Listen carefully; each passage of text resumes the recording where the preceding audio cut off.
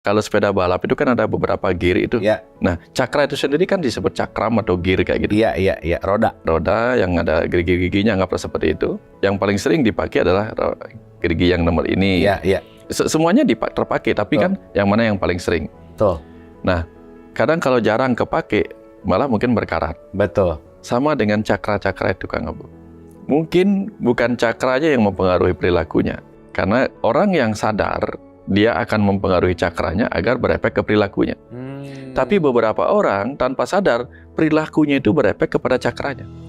Kita sudah berbicara tentang cakra, Guru. Jadi ada energi, di mana energi itu juga bagian dari diri kita selain tubuh fisik. Di mana cakra ini yang major itu ada 7 gitu. Cuman mungkin gini, Guru, ada orang yang nggak ngerti ilmu cakra, tapi dia katakanlah sangat spiritual banget gitu, Guru. Jadi ya pokoknya dikit-dikit ke wilayah spiritual gitu. Padahal kan mungkin ya nggak harus spiritual banget ya, mungkin dengan bahasa logik simpel bisa gitu.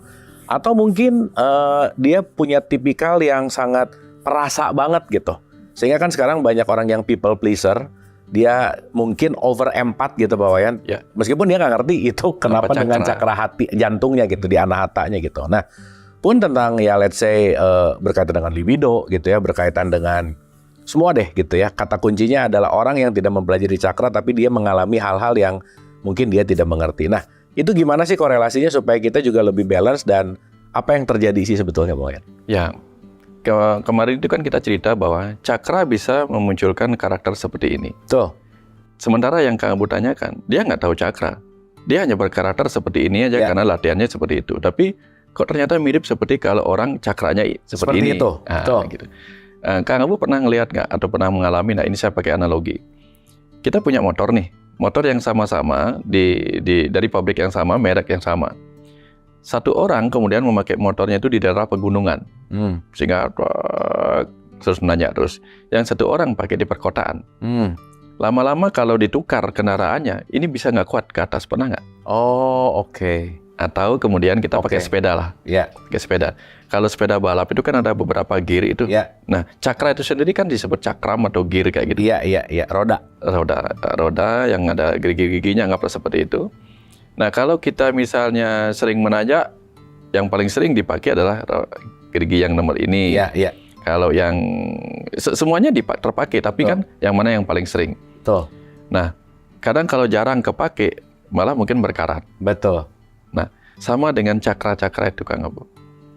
Mungkin bukan cakra aja yang mempengaruhi perilakunya. Karena orang yang sadar, dia akan mempengaruhi cakranya agar berefek ke perilakunya. Tapi beberapa orang tanpa sadar, perilakunya itu berefek kepada cakranya. Oke. Seperti orang biasa naik motornya begini, berefek kepada gear yang itu. Nah, jadi orang yang suka berbuat baik, itu misalnya, awal-awal kan mungkin seimbang, sesuai dengan berapa dia punya.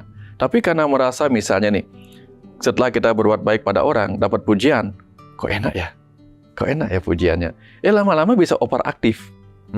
Tanpa dia sadar bahwa pada saat dia semakin berbuat baik sampai mengorbankan dirinya, sampai menjadi over empat gitu ya.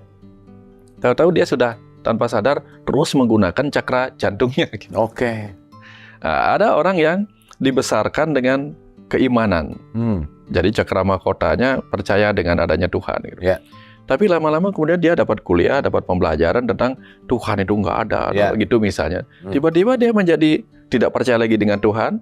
Dia seperti mengalami kegusaran berbicara tentang ketuhanan. Itu kan tanda-tanda cakra mahkota yang tersumbat. Jadi pengetahuan yang dia dapatkan justru menyebabkan seperti orang yang cakra mahkotanya tersumbat. Jadi orang yang sadar bahwa kok aku begini ya, maka dia membenahi. Ketika satu hari dia merasa kok kayak naik sepeda lah, kok kayaknya ketika masukkan gigi yang ini kok jadi kurang bagus ya. Dicek, oh ternyata berkarat. Dia perbaikin, nanti bisa kepake lagi. Karena selama ini jarang kepake. Nah, jadi ada orang yang setelah sadar perilakuku kayaknya terlalu hiperseks gitu misalnya kan. Jangan-jangan aku over di cakra seksnya. Maka aku harus belajar mengendalikan. Nah, jadi dari situ dia akan berubah. Tapi selama dia nggak sadar bahwa perilakunya itu sama dengan overaktif di cakra seks misalnya, dia akan lanjutin. Dan ini akan terus aktif juga. Ya, dan tidak akan berubah sehingga perilakunya berefek kepada ini. Gitu. Dan ini contoh bagaimana kalau kita mau berubah, kita bisa mengubah dari perilakunya, atau kita boleh lewat meditasi, ubah aja dari rodanya sendiri. Diperbaikin. Ya, nanti akan dengan sendirinya terjadi perubahan-perubahan pada perilaku. Nah, kalau saya lebih memilih keperubahan pada efek dari cakra itu.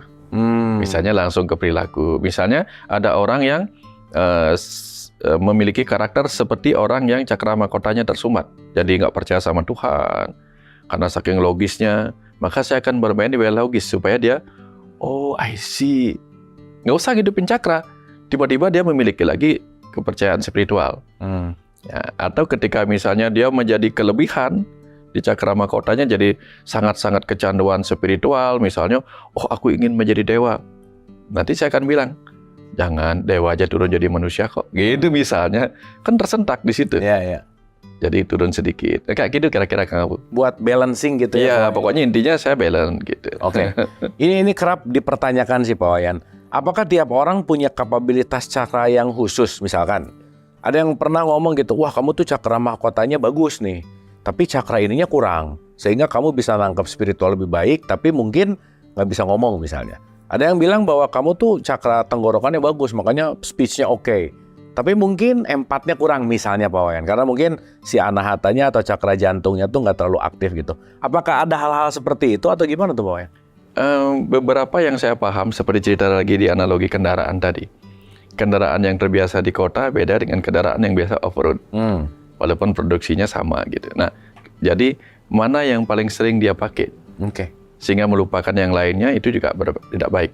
Maka orang yang sadar tentang ilmu cakra ini tentu akan pelan-pelan, aku nggak boleh melupakan ini. Sekalipun dia orang spiritual, dia harus ingat membumi. Sekalipun dia kata-katanya sangat dipercaya, aku nggak boleh memberikan dogma pada siapapun. Ini yang membuat dia kembali seimbang, Kang Abu.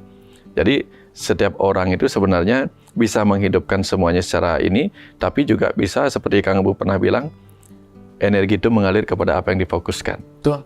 Nah, kayaknya seperti itu Kang Abu kejadiannya. Gitu. Kalau kita terlalu fokus ke energi ini, maka kita akan fokus ke pusat energi yang ini, cakra yang ini. Jadi itu aja yang jadi lancar, yang lainnya dilupain gitu. Nah, dalam kesehariannya Pak Wayan, gimana kita tahu bahwa cakra ini mulai over?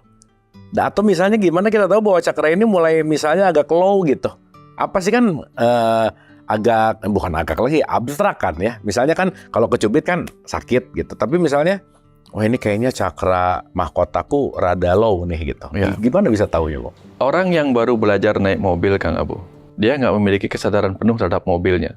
Sehingga kalau dia gitu mobilnya, dia nggak tahu kenapa, ya tetap aja dia gas. Tapi orang yang sadar, kok kayaknya ada masalah ya. Jadi yang terpenting adalah orang menyadari. Nah, kalau nggak ada kesadaran nggak tahu dia. Jangan-jangan ini sesuatu terjadi kan gitu biasanya Kang. Betul. Orang belajar mobil manual di gigi 1, dia nggak ngerti RPM-nya di tertentu, gas terus cuek aja nggak jalan-jalan. Nah, dia nggak bisa lebih ngebut dan dia bingung kenapa nggak ngebut-ngebut. Giginya belum diganti. Oke. Gitu. Intinya adalah kesadaran. Kalau tidak menyadari ada masalah di dalam kendaraannya, sudah ngegas habis, nggak tahu dia. Atau bahkan orang yang sadar, biasanya sejarak 10 km, ini bensin masih segini, ini kok sudah habis. Dia tahu. Ada sesuatu. Tapi kalau orang nggak punya kesadaran, ya udah, habis beli lagi. Dia nggak tahu bahwa terjadi kebocoran mungkin, gitu. Suaranya bebeb gitu, sudah dia nggak tahu kan. Jadi intinya adalah mulai dengan kesadaran pada tubuh kita, kesadaran pada energi di cakra itu. Kira-kira seperti itu, Kang. Oke, ini juga pertanyaan yang sering Pak Wayan. Kalau mandi kan sehari 2 kali lah ya, makan tuh sehari 3 kali anggap commonnya. Kalau bersihin cakra tuh gimana aturannya Pak Wayan? Ya, kalau yang paling bagus itu kan minimal sekali sehari lah. Sekali sehari? Ya, kan ada momen kita, ya namanya kalau kita sepanjang kita kerja, kan kita terus menggunakan energi, Kang. Begitu energi habis, maka kita isi energinya. Pada saat kita ngisi energi, dibutuhkan energi untuk mengolah bahan bakunya. Tapi begitu kita menjelang tidur, itu kan benar-benar kita mau istirahat nih. Makan juga sudah nggak lagi kan. Nah pada saat itu boleh bagus untuk duduk sejenak. Minimal kalau tidak tahu caranya, minimal membayangkan lah, membersihkan. Jadi yang tadinya bayangkanlah cakra kita tuh berputarnya pelan, kemudian bayangkan dia cepat. Bagian yang mana rasanya. Jadi kalau orang sudah mempelajari cakra ini, efeknya apa, dan tahu ini tersumbat apa enggak, kalau tersumbat kan biasanya putarannya nggak bagus. Ya. Bayangkan aja, ini kayaknya tersumbat nih. Bayangkan aja dia dari perputaran pelan menjadi lebih cepat. Imajinasi. Ya, itu yang kita butuhkan, visualisasi kita butuhkan. Nanti kalau orang yang cakra, merasa cakra tenggorokannya, aku kok nggak bisa ngomong dan dipercaya sama orang gitu misalnya. Udah, bayangkan saja cakra di sini berputar gitu. Bayangkan gitu. Ya karena kan energi itu berawal dari kecerdasan. Jadi gunakan kecerdasan sadarnya untuk mencipta, untuk membuat seakan-akan itu terjadi, gitu, berputar gitu. Itu salah satu contoh sih Kang Abu ya. Oke. Kalau misalnya ciri-ciri aja ya Pak Wayan ya, supaya kita mungkin Pak Wayan punya indikator gitu. Kan kalau lapar tuh tanda fisik kurang makan Pak Wayan, lapar kan. Atau mungkin lagi ada gelisah gitu kan, itu pasti si psikologi lagi nggak balance gitu. Iya. Kalau cakra ini lagi nggak balance tuh apa tuh Pak Wayan yang indikator parameter simpel aja? Contoh nih paling gampang Kang Bu. Paling gampang diomongin kan kalau cakra seks nggak bagus kan libido menurun gitu. Itu contoh. Terus ketika kita misalnya mau tampil di mana, mau ngomong sama siapa, kok nggak enak nanti gini-gini. Nah, sudah ada rasa rendah diri gitu kan. Itu berarti cakra ini udah nggak beres, tersumbat. Gitu aja. Sesederhana itu Kang Abu. Oke Pak. Ya. Jadi itu mungkin bisa jadi salah satu opsi untuk kita sadari kali ya. Iya. Ada perubahan-perubahan yang misalnya biasanya datang ke tempat kerja tuh semangat gitu. Iya. Ini lagi jadi malas. Jadi ketemu orang jadi nggak terlalu gitu ya. Manipuranya nggak beres. Kalau merasa kok aku rasanya cemas ya, takut banget. Sampai muncul berbagai gejala psikosomatik. Asam lambung naik gara-gara cemas. Berarti cakra muladharanya nggak beres. Gitu aja. Gitu. Oke. Ya, Terima kasih Pak Wayan. Sama-sama. Ini memberikan satu informasi lagi buat teman-teman Melukat Jiwa bahwa indikator parameter yang kita rasakan dalam bentuk energi keseharian itu bisa kita kontrol melalui cakra kita. Siapa tahu mungkin ada sesuatu yang berubah dalam kebiasaan sehari-hari, perasaan atau emosi. Siapa tahu ada cakra yang perlu diregulasi. Dan mungkin ini menambah pengetahuan kita tentang diri untuk merawat diri kita lebih baik lagi. Salah satunya adalah 7 cakra yang ada di dalam diri kita. Terima kasih.